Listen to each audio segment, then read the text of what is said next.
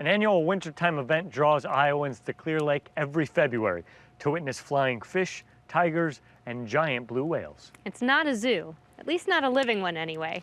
But the Color the Wind Kite Festival is a floating spectacle. Families and kite aficionados travel to the frozen tundra of Clear Lake every year to provide a much-needed splash of color to the middle of winter. It's a public gathering that thrives on wind, ice, and snow.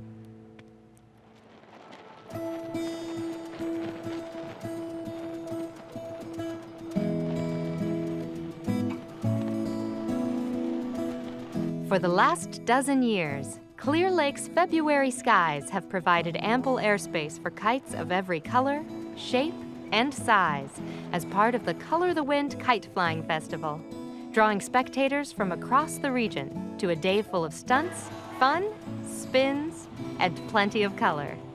The Color the Wind Festival is just that. It's a festival. There's no competition for biggest or brightest kite. It's just about coming out and having a good time. Started in 2002 by organizers Kay and Larry Day, Color the Wind has become a Clear Lake staple, drawing flyers from neighboring states and beyond. But winter kite flying didn't originate in Iowa. Larry says he got the idea during a trip out of state.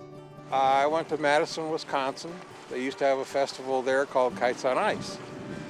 It was a two-day event that brought in 60,000 people. And so I said, I have a lake, I have a place to do it. So I decided to try one here, and it has grown beyond my expectations. Heading into its 13th annual event, Color the Wind regularly sees more than 50 kite flyers, with the number of attendees reaching close to 8,000 people. Crowds drive from across the Midwest to see every type of kite imaginable, and not all kites are meant to ride the wind.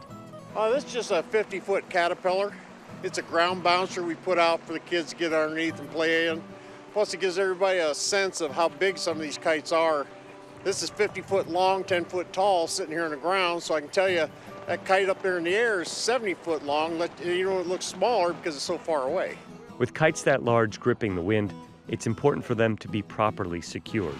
As you can imagine, some of these kites can overwhelm you when you're on dry ground, much less when you're on ice. So what the flyers will do, will drill a hole into the ice, attach a rope to a 2x4, drop the 2x4 in, get it below the ice level, get it turned on its side, and it creates a nice anchor point.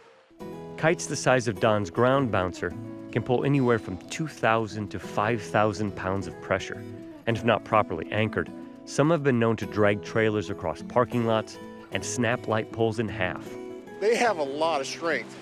And like I said, sometimes I've had 3 or 4 guys picked up by these kites. I've been picked up and slammed in the ground and spent a little time in the hospital.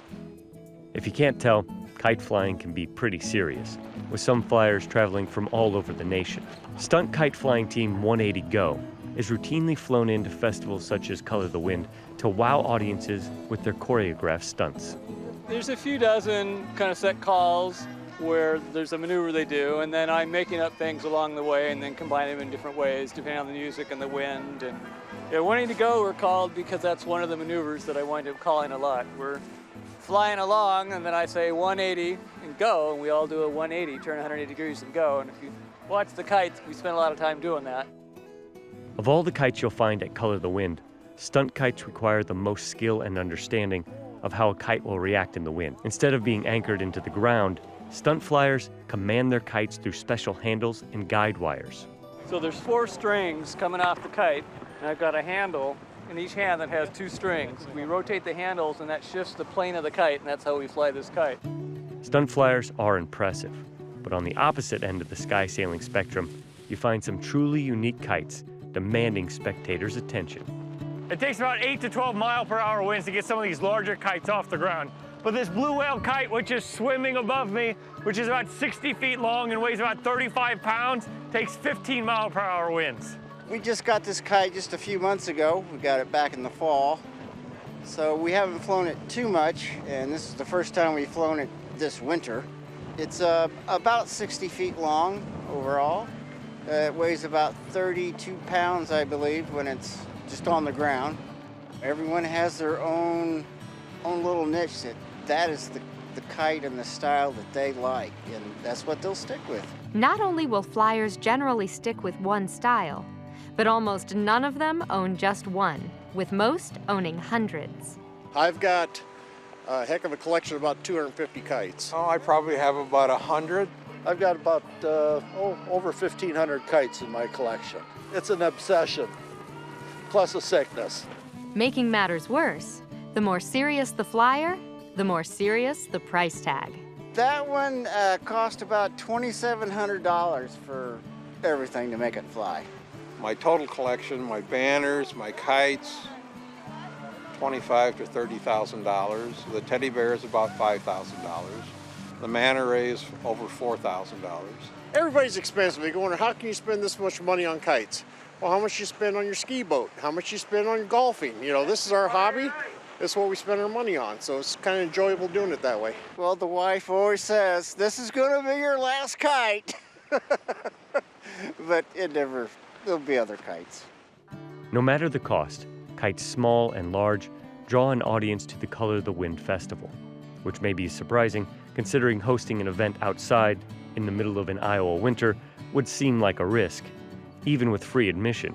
I don't care what time of the year, you're going to have weather to contend with. Even the one time it was 20 below zero and the wind was blowing, and we done it farther down the lake on the other end, and we only put 2 or 3 things in the air, but it was a success. We had many people just drive through to see what was going on. Over Color the Wind's 13-year history, only 1 year was the event canceled due to unseasonably warm weather. Now, with the festival's 13th event coming up in February, Larry and his wife Kay can't believe how big Color the Wind has become. It's just been a great ride. It's been a lot of fun.